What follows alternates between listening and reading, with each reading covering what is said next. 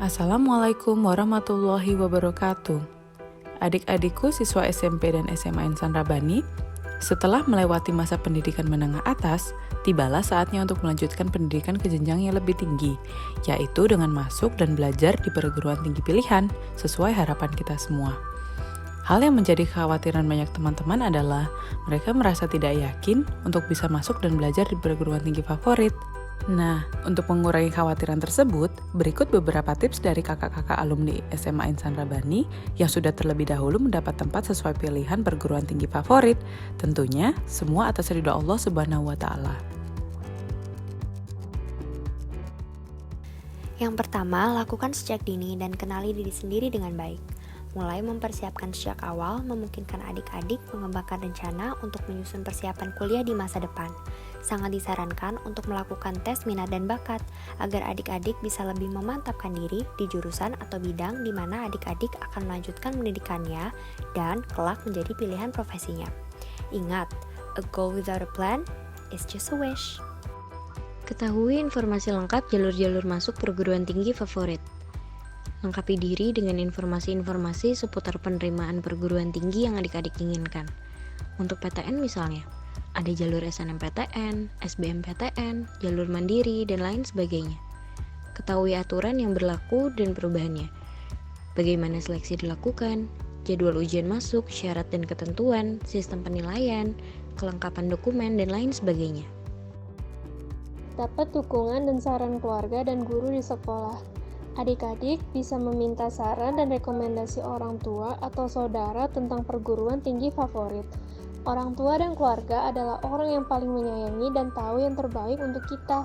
Selain keluarga dekat, adik-adik pasti memiliki sosok guru panutan yang bisa adik-adik minta saran berkaitan dengan perguruan tinggi yang terbaik. Adik-adik bisa bertanya tentang pilihan profesi, jurusan, pameran perguruan tinggi, tes seleksi, dan lain sebagainya. Saran yang diberikan orang tua dan guru akan sangat membantu adik-adik untuk menentukan jurusan perkuliahan terbaik yang akan diikuti. Fokuslah belajar untuk lolos di perguruan tinggi favorit. Agar bisa lolos dan diterima di perguruan tinggi favorit, adik-adik harus melalui tes masuk tentunya, dan berhadapan dengan siswa lain yang memiliki niat yang sama untuk masuk ke perguruan tinggi. Jika mampu mengalahkan pesaing yang ada, maka akan sangat besar kemungkinan adik-adik untuk diterima dan lolos di perguruan tinggi favorit tersebut. Teruslah belajar, berupaya, tanpa kenal lelah setiap ada kesempatan. Presiden Mandela menyatakan, "A winner is a dreamer who never gives up." Menghadiri pameran perguruan tinggi.